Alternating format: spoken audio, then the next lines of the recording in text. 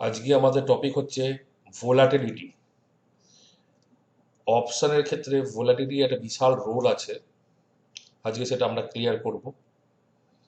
যে প্রথম স্লাইডটি আমরা দেখাচ্ছি এখন, তার মধ্যে পরিষ্কার দেওয়া আছে যে এই অপশন প্রিমিয়াম যেটি আছে, অপশন প্রিমিয়ামটা যেটা তৈরি হচ্ছে সেটা intrinsic value plus time value দিয়ে তৈরি হচ্ছে। আমরা আগের ভিডিওতে এগুলো নিয়ে চর্চা করেছি, সেখান দিয়ে আরো ডিটেলসে জানতে পেরে যাবে what is intrinsic value and what is time value. কিন্তু এই টাইম ভ্যালুটা যেটা আছে, টাইম ভ্যালুটা কিন্তু আমাদের অপশনটাকে একটু স্পেশালাইজড প্রোডাক্ট বা সবার থেকে ডিফারেন্ট প্রোডাক্ট বানিয়ে দেয়। এবং আমরা আগের ভিডিওতে চর্চা করেছি যে টাইম ভ্যালুটা তিনটে ফ্যাক্টরের মাধ্যমে মেইনলি ডিসাইডেড। তার মধ্যে একটা ফ্যাক্টর হচ্ছে প্রাইস মুভমেন্ট, সেখানে প্রাইস এখানে লেখা আছে। ফ্যাক্টরস এফেক্টিং যেটা আছে তার মধ্যে প্রাইস একটা ওয়ান অফ দ্য ফ্যাক্টর। তার মধ্যে আরেকটা ফ্যাক্টর হচ্ছে টাইম, এবং আরেকটা ফ্যাক্টর হচ্ছে ভোলাটিলিটি। তা আজকে আমাদের বিষয় হচ্ছে এই ভোলাটিলিটি যে ফ্যাক্টরটি আছে সেটা নিয়ে কিন্তু আজকে আমরা চর্চা করব। এইখানে যেটা দেখতে পাচ্ছি আমরা, ভোলাটিলিটি যেটা আছে সেটা কিন্তু বেসিক্যালি রেগুলেটেড হয় ভেগার মাধ্যমে। তারপর ভোলাটিলিটি কতখানি এফেক্ট আমাদের অপশন প্রিমিয়ামের উপরে পড়বে সেটা ভেগার মাধ্যমে কিন্তু ডিসাইডেড হয়। সেখানে এখানে লেখা আছে ভোলাটিলিটি রেগুলেটেড বাই ভেগা। কতখানি ভোলাটিলিটির এফেক্ট আমাদের অপশন প্রিমিয়ামে আসবে, পড়বে, সেটা কিন্তু কে ডিসাইড করে? ভেগা ডিসাইড করে। এরপরে আমরা আরেকটা স্লাইডে যাব। এই স্লাইডে কিন্তু একটা খুব পরিষ্কারভাবে দেওয়া আছে যে কোনো কিছুর প্রাইস, তার মানে অপশন প্রিমিয়ামটাও একটা প্রাইস। কেন? যেহেতু এটা কেনা বেচা হচ্ছে, তো এটা ওখানে একটা প্রাইস ডিটারমিনেশন হচ্ছে। কোনো কিছু একটা প্রাইস ডিটারমিনেশন কিন্তু সেটা কিসের রেজাল্ট? ডিমান্ড অ্যান্ড সাপ্লাইয়ের রেজাল্ট। ডিমান্ড অ্যান্ড সাপ্লাই কিরকম থাকবে তার উপর দিয়ে একটা প্রাইস ডিটারমাইন্ড হয়। যদি প্রাইস বাড়ে কোনো কিছু, যেরকম শেয়ারে যদি প্রাইস বাড়ে বা সিমিলারলি যদি অপশন প্রিমিয়ামের প্রাইস বাড়ে, তো স্বাভাবিকভাবে ডিমান্ড বেশি বলে প্রাইস বাড়বে। এবং প্রাইস যদি পড়ে যায় তার মানে ডিমান্ড কম বা সাপ্লাই বেশি।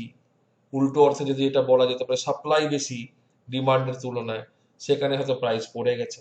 সেটা আন্ডারলাইং এর ক্ষেত্রে হোক বা অপশন প্রিমিয়ামের ক্ষেত্রে হোক, বোথ এন্ডে কিন্তু সেম জিনিস। কিন্তু আমাদের এটা বুঝতে হবে অপশন প্রিমিয়ামের মধ্যে কিন্তু একটা ইন্টিগ্রাল পার্ট থাকে ভোলাটিলিটি। দেখা গেল সব কিছু সমান দাঁড়িয়ে আছে। ফর সাপোজ দেখা যাচ্ছে আজকের ডেটে, ফর সাপোজ 12,000 নিফটি আছে, এবং দেখা গেল বা অ্যাট দ্য মানি নিফটি যেটা আছে, অ্যাট দ্য মানিতে দেখা গেল 12,000-এর স্ট্রাইক প্রাইজের কোনো একটা অপশন প্রিমিয়াম, তার ফর সাপোজ তার দাম চলছে 150 টাকা। এবং একই সিচুয়েশন, ইচ অ্যান্ড এভরিথিং একই সিচুয়েশন দাঁড়িয়ে আছে, মানে প্রাইস একই জায়গায় দাঁড়িয়ে আছে, টাইম টু এক্সপায়ারি একই রকম জায়গায় দাঁড়িয়ে আছে। কিন্তু অন্য একটা সিচুয়েশনে দেখা যাচ্ছে এই 12,000-এর ক্ষেত্রেই তখন অপশন প্রিমিয়াম যেটা আছে সেটা দেখা যাচ্ছে দাঁড়িয়ে আছে 450 টাকা। তো এত হেল অ্যান্ড হেভেনের ডিফারেন্স কি কারণে হচ্ছে? তার মানে ডেফিনেটলি ডিমান্ড বেশি আছে বলে হচ্ছে, তো তা তো নিশ্চয়ই। কিন্তু ওই অপশন প্রিমিয়ামটার মধ্যে কিন্তু ভোলাটিলিটিটা বেড়ে গেছে। তার মানে অপশন প্রিমিয়ামের একটা, যেটা দিয়ে তৈরি হচ্ছে অপশন প্রিমিয়াম, তার একটা ইন্টিগ্রাল পার্ট কিন্তু এটা ভোলাটিলিটি। তার মানে যদি each and every other factor যদি কনস্ট্যান্ট থাকে, তাহলে অপশন প্রিমিয়ামের ভ্যালু যদি কম থাকে তাহলে বলা যেতে পারে ভোলাটিলিটি কম আছে। এবং ফ্যাক্টরসগুলো, অন্য ফ্যাক্টরসগুলো যদি কনস্ট্যান্ট থাকে এবং তা সত্ত্বেও তারপরে দেখা যাচ্ছে যে অপশন প্রিমিয়ামের ভ্যালু অনেকখানি হাই হয়ে গেছে, সেক্ষেত্রে কিন্তু আমরা বলতে পারি ভোলাটিলিটি অনেক বেড়ে গেছে, সে কারণে কিন্তু অপশন প্রিমিয়ামটা হাই হয়ে গেছে। তার মানে ভোলাটিলিটি একটা বিশাল বড় রোল প্লে করে অপশন প্রিমিয়ামের ক্ষেত্রে। কিন্তু এটা অপশন প্রিমিয়ামের মধ্যেই থাকে, এমন কোনো কিছু না আগের থেকে বাইরে থেকে কোনো ভোলাটিলিটি বেড়ে যাচ্ছে বা বাইরে থেকে কোনো ভোলাটিলিটি পুশ করা হচ্ছে বা ইনজেক্ট করা হচ্ছে, আলাদা করে একটা ভোলাটিলিটি বেশি ইনজেক্ট করে, তা না। কিন্তু এটা ডিমান্ড এন্ড সাপ্লাইয়ের মাধ্যমেই অপশন প্রিমিয়ামের দামটা ডিসাইড হচ্ছে। কিন্তু যদি আদার ফ্যাক্টর সেম থাকে এবং তা সত্ত্বেও যদি অপশন প্রিমিয়ামের দাম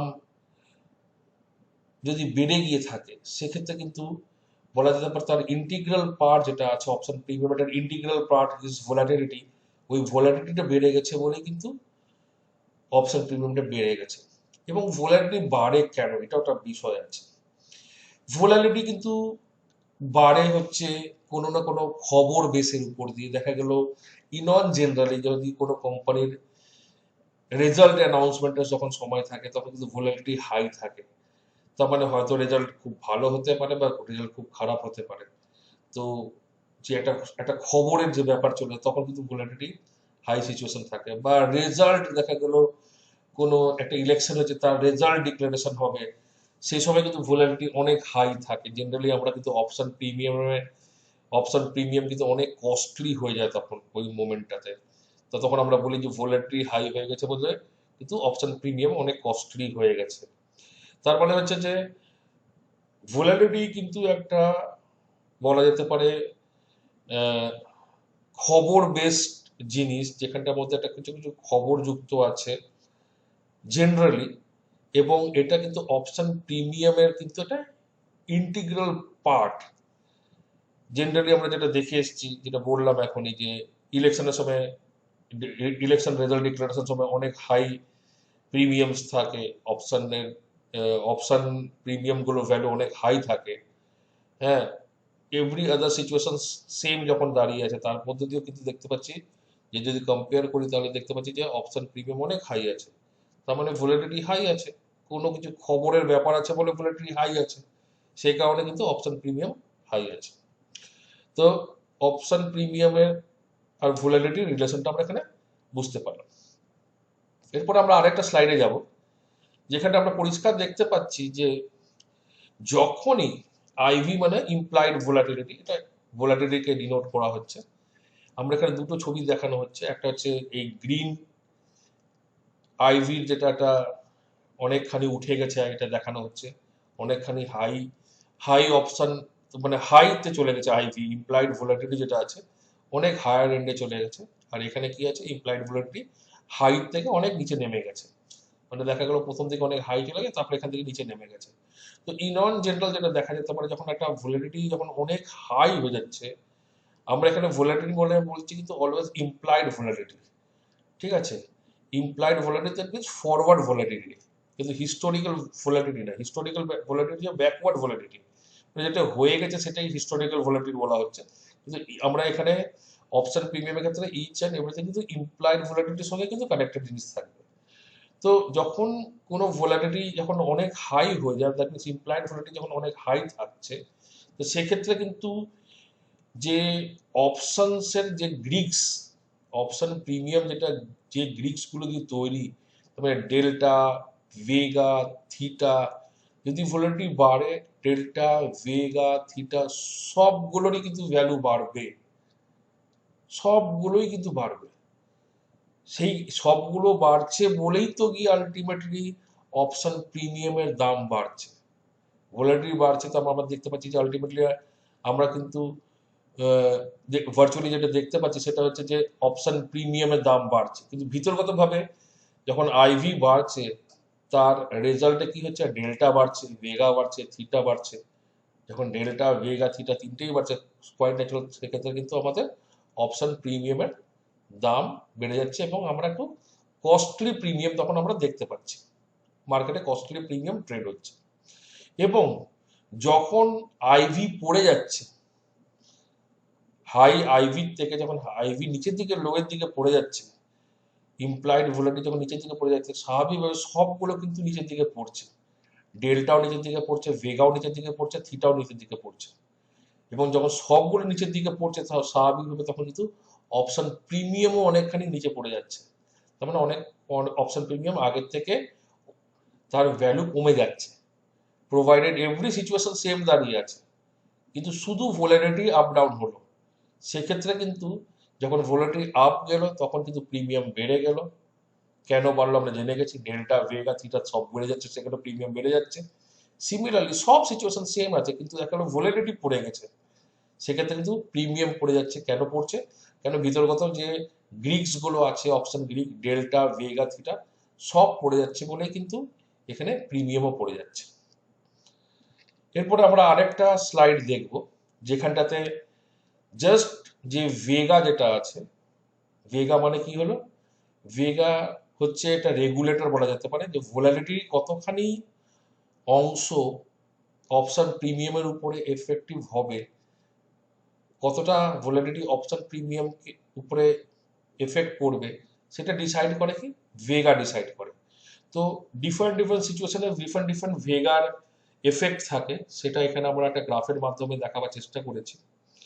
আমরা জানি অপশনের মানিনেসের ব্যাপার থাকে, কোনো অপশন কোনো স্ট্রাইক প্রাইস অ্যাট দ্য মানিতে দাঁড়িয়ে আছে, কোনো স্ট্রাইক প্রাইস আবার আউট অফ দ্য মানি থাকবে, কোনোটা in the money strike price হয়, সেটা আমরা এইখানে দেখানো আছে, মানিনেসটা এখানে দেখানো আছে, এবং ভেগার যে এফেক্ট আছে সেটা কিন্তু এইদিকে প্লট করা আছে।